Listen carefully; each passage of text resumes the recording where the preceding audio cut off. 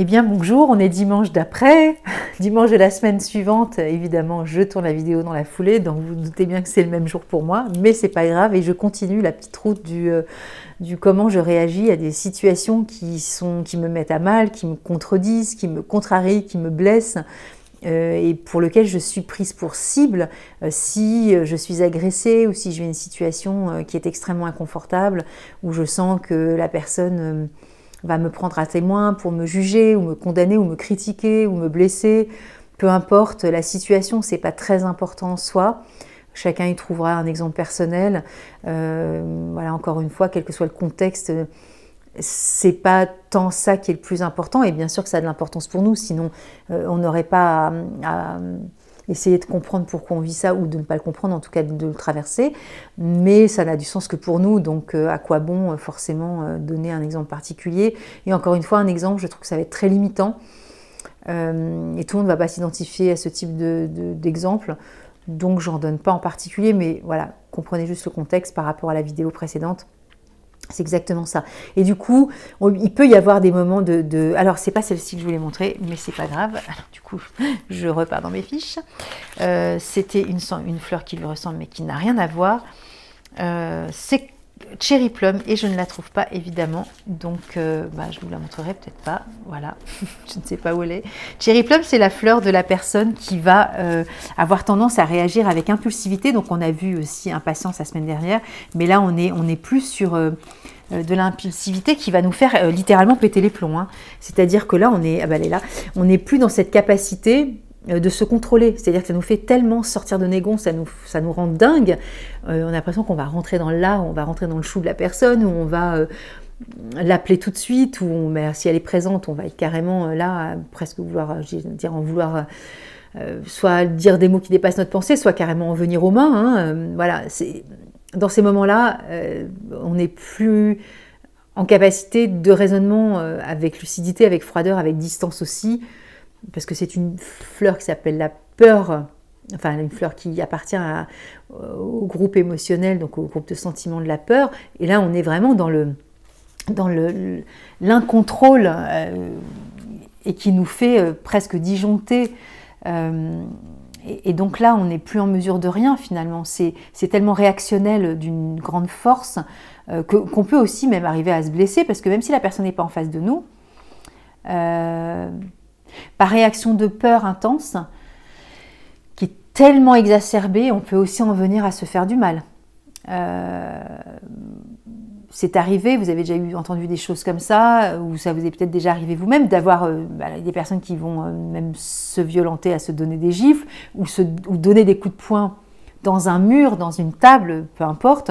Mais vous voyez que là, c'est quelque chose de l'ordre du je ne suis plus en mesure de maîtriser mon mouvement, ma réaction est tellement intense et tellement violente que je peux me blesser ou blesser les autres. Hein. Donc voilà. On peut avoir aussi des réactions d'une intensité qui est cette fleur Holly, et qui parle de ce désir de blesser l'autre par retour, comme si c'était une forme de vengeance. C'est-à-dire que je me suis sentie agressée, ou j'ai été agressée, j'ai été invectivée, ou j'ai l'impression d'avoir été invectivée, peu importe, encore une fois. Mais là, je suis dans un état où j'ai entendu ça, où j'ai vu ça, où il m'a dit ça, où elle m'a dit ça, et du coup là, il va falloir qu'il paye, qu'il morfe, que je lui fasse du mal, ou je vais avoir un espèce de sentiment d'agressivité qui va m'animer, c'est-à-dire que j'aurai vraiment envie que l'autre souffre tout autant que moi j'ai le sentiment de souffrir à cet instant T. Alors des fois, c'est toujours pareil, hein, l'autre il est dans sa posture, il a dit ce qu'il a dit, elle a fait ce qu'elle a fait, enfin je dis il, l'autre, hein, c'est pas forcément sexué, mais et des fois, il ne s'est même pas rendu compte lui-même qu'il était désagréable, qu'il avait la velléité de faire du mal. Alors des fois, évidemment, là, quand je dis dès le départ de la vidéo, comme celle de la semaine dernière, je me sens invectivée, agressée, ou je suis dans une posture des fois, c'est nous qui nous mettons comme ça, et c'est pas forcément la réalité, hein. C'est juste, voilà, et ça peut être les deux situations aussi, ou l'une ou l'autre. Et bien donc, lorsqu'on est dans cet état émotionnel d'Holly, on a véritablement, on ne lâche pas l'affaire, et on n'a qu'une envie, c'est que l'autre souffre, et l'autre se rende compte de la blessure qu'il a occasionnée chez nous. Et donc s'il souffre et qu'il morfle et qu'il paye et qu'il en bipe, eh bien on a le sentiment que nous, notre douleur sera atténuée ou apaisée ou même peut-être pensée, j'en sais rien, mais en tout cas non, c'est un leurre total puisque ça fera double peine et double misère en fait, hein, puisqu'on aura le sentiment d'être agressé, on va agresser en retour et c'est pas forcément la meilleure posture pour que ce combat cesse.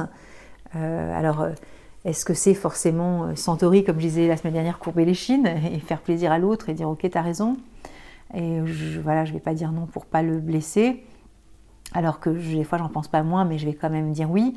Est-ce que c'est une posture d'impulsivité? Pas forcément non plus, donc voilà, à voir avec Oli, cette fleur-là, ça va occasionner une vision de la situation qui sera peut-être avec plus de pacification de cette blessure, on va dire, qui a été ouverte et qui ne sera pas forcément avec ce désir de répandre aussi à la mesure de ce qu'on a reçu, comme une espèce de boomerang du je prends, toi aussi tu vas prendre de ton côté. Il n'y a pas cet effet œil pour œil, dent pour dent, tu m'as blessé donc je vais te faire pareil. Voilà, ça va calmer le jeu en tout cas.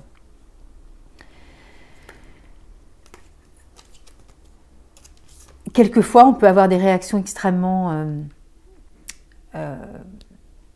tellement sûres de nous, de notre fait, qu'on est dans une posture aussi, on ne va pas du tout se remettre en question face à ce qu'il se passe dans la situation, si tant est qu'on soit invectivé, encore une fois, une remise en cause ou agressé. Des fois on ne se rend pas compte nous-mêmes qu'on a pu avoir une posture aussi qui pouvait aussi générer, entre guillemets, alors rien ne justifie rien évidemment, mais quand on a une posture des fois trop dominatrice ou trop dure avec quelqu'un, peut-être qu'en retour aussi cette personne-là a une réaction d'agressivité aussi, et quelquefois se remettre en question aussi sur sa rigidité aussi face à cette forme de sûreté de soi, sans être dans cette capacité de pouvoir nuancer des fois tout simplement nos propos, la façon de le dire, eh bien ça peut engendrer forcément des réactions de l'autre côté qui sont aussi à la mesure de ce que nous sommes, mais dont on n'a pas toujours conscience. Et voilà, et souvent quand on est Vine, c'est très très rare qu'on se remette en question parce que on est tellement sûr de nous que de toute façon ça ne laisse même pas la place à la remise en question. Et la remise en question, c'est pas comme la fleur de la semaine dernière de Pine qui parle de culpabilité. Se remettre en question quand on est Vine, c'est avoir aussi une forme de bienveillance, j'allais employer un mot mais je ne sais pas si c'est vraiment approprié, c'est une forme de capacité d'humilité aussi face à ce qui peut être par rapport à l'autre, et de ne pas rester inflexible aussi sur ses campements en disant c'est moi qui ai raison et un point c'est tout. Non, des fois on n'a pas forcément raison, ou on ne sait pas forcément en termes de raison, mais voilà, lâcher un petit peu sur notre posture d'autorité ou de domination ou d'avoir envie d'être celui qui sait ou qui va tenir la relation à l'autre. Non, en fait, pas forcément. Beach, évidemment, ça peut être une fleur de la critique immédiate, c'est-à-dire que on se sent ou on est agressé et d'avoir envie de juger l'autre. C'est tentant, évidemment, puisque ça peut être une réaction... de toute façon, toutes les réactions sont humaines, hein, de toute façon, on est comme on est. Mais cette posture que nous invite à vivre Beach, c'est cette forme de tolérance. Et quand on parle de tolérance, c'est aussi c'est comme si on revêtait un petit peu le manteau de l'autre en disant voilà, alors c'est pas de la constellation familiale ou de se mettre forcément en analyse transactionnelle pour se dire comment l'autre a vécu la posture, comment il a vécu, etc. Mais ça peut être aussi une forme aussi de bienveillance, de se dire que l'autre il a son point de vue aussi et qu'il a certainement aussi de bonnes raisons de se comporter comme il se comporte, même si rien n'est justifié. Dernièrement, on a vu ce qui s'est passé aux Oscars, je prends la défense de personne, non, j'étais pas là. Et on ne sait pas non plus ce qui se passe pour que quelqu'un se mette à agir d'une certaine façon. Et bien sûr que nous, la première réaction, c'est de juger telle ou telle partie. Mais ces jugements-là, des fois, ils sont super erronés. Et c'est aussi des projections qu'on fait nous-mêmes d'une situation de la personne qui nous accompagne ou de la situation que l'on vit avec cette personne qui est forcément proactive dans la relation. Donc voilà. C'est très complexe d'avoir raison ou d'avoir une posture de sachant, puisque souvent quand la communication s'installe et qu'on explique un peu son point de vue, on s'aperçoit que des fois on est un peu à côté de la plaque. Et puis voilà, se remettre en question aussi sur notre posture de critiqueur, c'est bien aussi d'essayer de prendre la distance aussi sur la critique. Alors des fois, bien sûr, on ne fait que parler de ça et la réaction, ça va être de prendre aussi la tête de tout le monde autour de nous parce qu'on n'aura qu'une... Notre réaction émotionnelle, ça va être d'être un moulin à parole sur ce qui nous arrive et d'avoir envie aussi de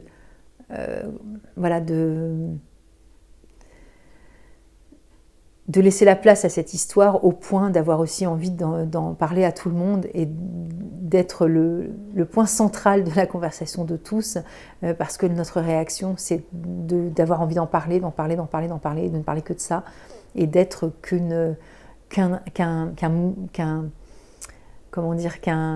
flot ininterrompu de racontage de ce qui vient de se passer. Et des fois, l'environnement va nous dire « écoutez, en boucle, arrête, stop, parce que là, tu nous saoules en fait ». Donc, ça peut être aussi des réactions émotionnelles qui sont liées aussi à ce que l'on peut expérimenter. Et puis, j'avais envie de conclure avec White Chestnut, qui est évidemment tout ce qui va envahir l'esprit quand on subit une agression ou quelque chose qui nous met en porte-à-faux ou à défaut, ou dont on se sent des fois la victime aussi. Je ne l'ai pas évoqué, mais évidemment, il y a Willow. Je voulais conclure sur White Chestnut, mais bon, voilà, Willow, ça peut être aussi une fleur qui peut être, évidemment, j'ai souvent cité, cette fleur qui parle de victimisation et qui est véritablement une posture de victime, c'est-à-dire que je ne me remets pas du tout en question, et on n'est pas sur Vine, là, on est sur la victimisation de la personne qui ne se remet pas du tout en question pour le coup, et qui se met dans une posture de victime. Ce qui veut dire qu'en général, dans une relation, il y a deux protagonistes. Et des fois, juste reconnaître ses travers, c'est bien aussi.